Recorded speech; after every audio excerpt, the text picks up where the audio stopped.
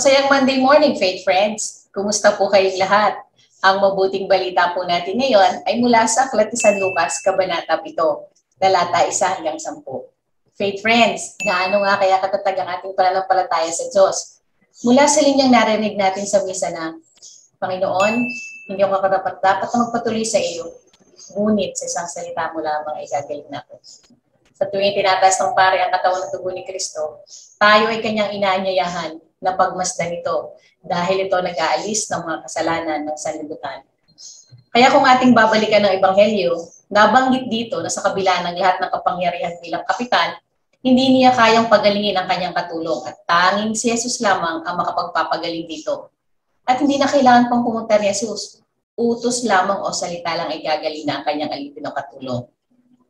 Kung ang kapitan ay may matatag na pananampalataya kay Jesus, Faith Friends, tayo pag ang mga binyagang Kristiyano, sana sa tuwing tinatanggap natin si Jesus sa banal na pakikinabang, nawa ay taimtim nating ipahayag ang ating pananampalataya na siya lamang ang makapagpapagaling sa anumang karamdaman natin, pisikal o espiritual. Tayo nawa ay makinabang sa ipinamalas na pagmamahal ng Diyos para sa ating kaligtasan. Maging handa nawa ang ating mga puso na tanggapin si Jesus sa banal na tinapay na magbibigay sa atin ng buhay na walang hanggan. Amen. Mga Faith Friends, huwag kalimutang mag-subscribe sa www.faithbook.ph. Maraming salamat po. Stay safe and keep God first.